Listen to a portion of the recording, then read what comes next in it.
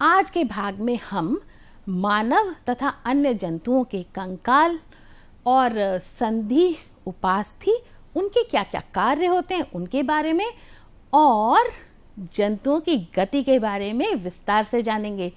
चलिए बच्चों शुरू करते हैं। अब आप ये सोचिए कि मकान बनाने से पहले हम पिलर बनाते हैं और पिलर किस चीज़ से बनते हैं?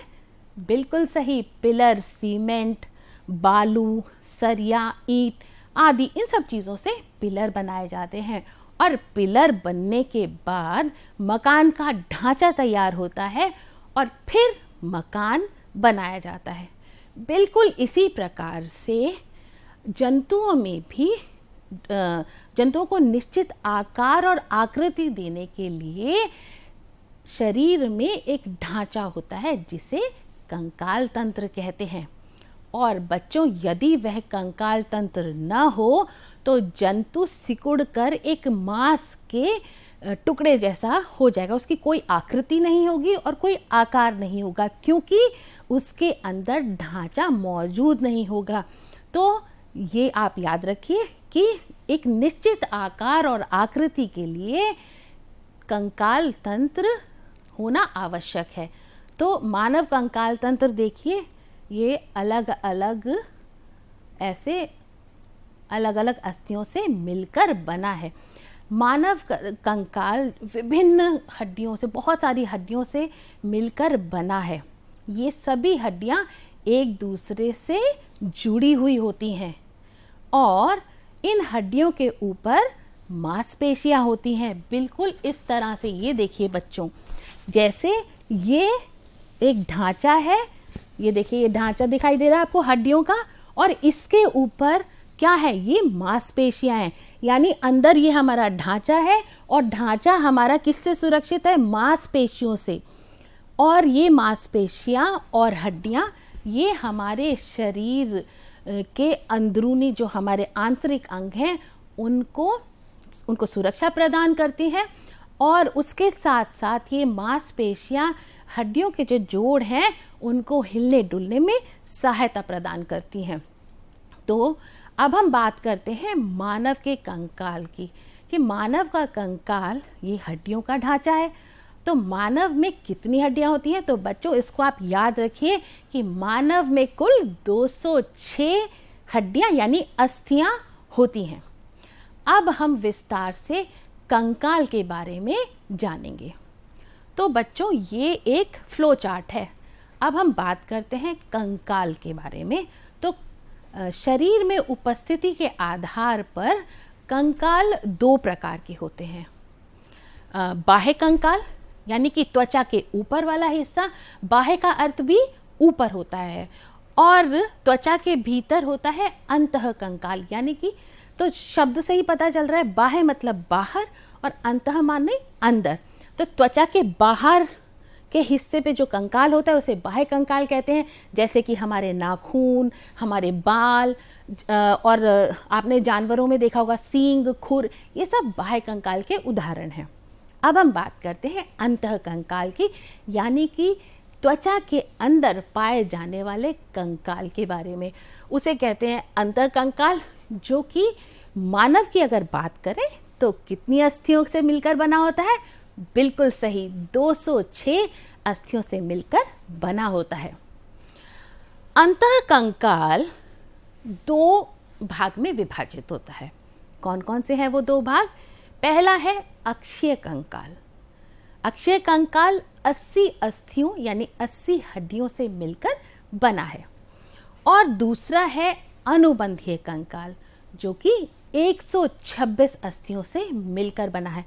अब बच्चों 80 को 126 के साथ यदि हम जोड़ दें तो कितने अस्थियां बनेंगी?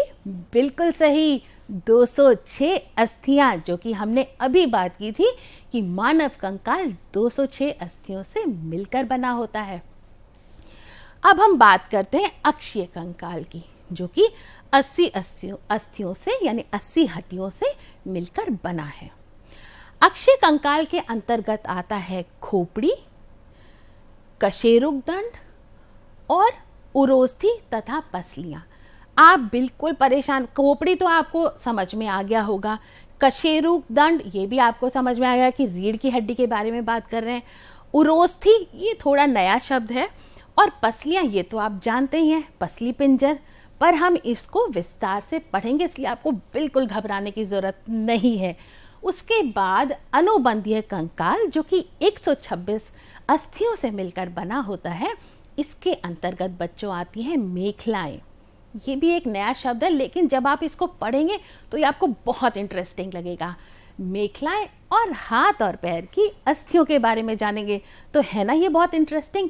हमें ये याद हो जाएंगे कि हमारे शरीर में किस किस प्रकार की हड्डियां और उनके क्या क्या नाम हैं।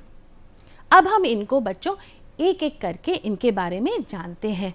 सबसे पहले हम बात करते हैं खोपड़ी की। तो खोपड़ी 28 अस्थियों से मिलकर बना है।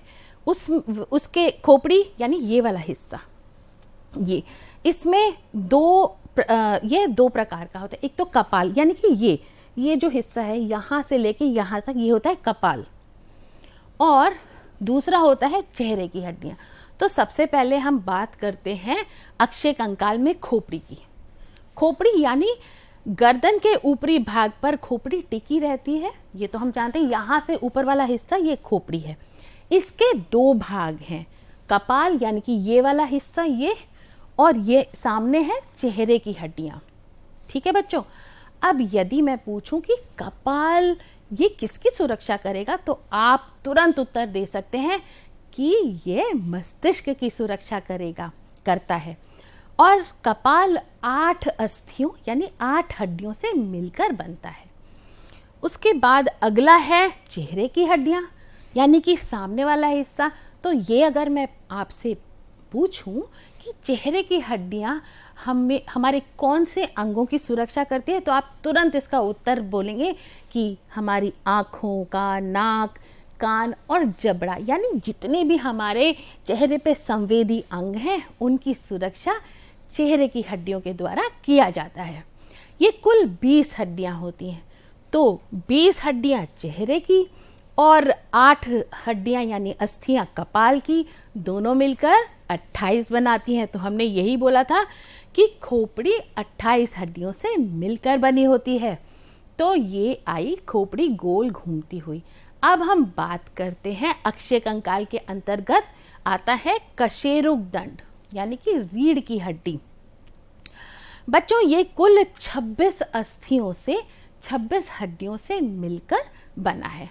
अब हम बात करते हैं रीढ़ की हड्डी की। तो ये आप जानते ही हैं कि सिर से लेके कमर तक पीछे रीढ़ की हड्डी होती है, जो कि आप यहाँ देख रहे हैं। ये सीधी नहीं होती, ये थोड़ी सी घुमावदार होती है, जो कि कुछ एस शेप की होती है। इंग्लिश में एस अल्फाबेट की तरह इसका शेप होता है, आकार होता है। अभी हमने बात की थी कि इसमें कितनी अस्थियां होती हैं। बिल्कुल सही, इसमें 26 अस्थियां होती हैं, और हर हड्डी को कशेरुकाएं कहा जाता है। क्या कहते हैं? कशेरुकाएं। कशेरुक दंड से कशेरुकाएं याद करना कितना आसान है। और इसका मुख्य कार्य क्या होता है कि ये रीढ़ रज्जु की सुरक्षा करती है। किसकी सुरक्षा करती है? रीढ़ रज्जु की। अब यहाँ ये 26 कशेरुकाएं हैं, और जिसमें शुरू की ये ग्रीवा कहलाती हैं, फिर वक्षीय, कटी और सेक्रम। तो ये हुई अक्षय कंकाल का कशेरुक दंड। अब अक्षय कंकाल के अंतर्गत तीसरा कौन सा हिस्सा था?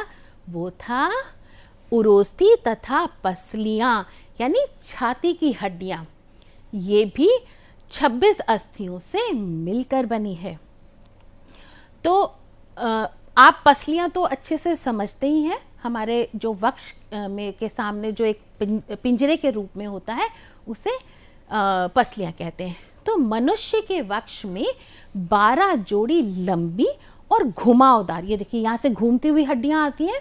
तो 12 जोड़ी लंबी और घुमावदार अस्थियां मिलकर पसली पिंजर बनाती हैं, जो पीछे से रीढ़ की हड्डी से यानी कशेरुक दंड से जुड़ी होती हैं, और सामने उरोस्थी से। ये देखिए, ये सामने उरोस्थी है, ये तो पीछे रीढ़ की हड्डी से ये घूमती हुई जो हड्डियां आ रही हैं, ये आगे सामने उरोस्थि से आकर जुड़ जाती हैं। तो ये तो हुई 12 जोड़ी की बात। और जो 13वीं जोड़ी है, 13वीं जोड़ी पीछे रीढ़ की हड्डी से जुड़ी होती है, परंतु सामने उरोस्थि से जुड़ी हुई नहीं होती। तो 13 जोड़ी का अर्थ है, एक जोड़ी में होती है 2, तो 13 गुणा 2 करेंगे तो कितना होगा बच्चों? बिल्कुल सही, 26 अस्थियां। तो हमने अभी बात की थी कि पसलियों में कितनी अस्थियां होती हैं? 26 अस्थियां होती हैं, और जो कि पीछे से रीढ़ की हड्डी से जुड़ी होती हैं और सामने उरोस्थि से। बस जो 13वीं जोड़ी होती है वो पीछे जुड़ी होती है, परंतु सामने उरोस्थि से जुड़ी हुई नहीं होती। अब मैं आपसे पूछती हूँ कि इसका क्या कार्य है? तो आप तुरंत बोल सकते हैं, आप तुरंत, आपके दिमाग में ये उत्तर आ गया होगा कि यह जितने भी आंतरिक अंग हैं, जैसे कि हृदय और फेफड़े, उनकी सुरक्षा किसके द्वारा होती है? बिल्कुल सही, पसली पिंजर के द्वारा इनकी सुरक्षा होती है, इन अंगों की सुरक्षा होती है। तो अब हमारा अक्षीय कंकाल हो गया। हमने तीनों अक्षीय कंकाल के अंतर्गत जो खोपड़ी, कशेरुक दंड और पसलियाँ, जो हमने छाती की हड्डियों के बारे में पढ़ा, तो ये अक्षीय कंकाल है, जिसमें ये तीनों जो हैं वो टोटल कुल मिला के 80 हड्डियाँ अक्षीय कंकाल की बनी होती हैं।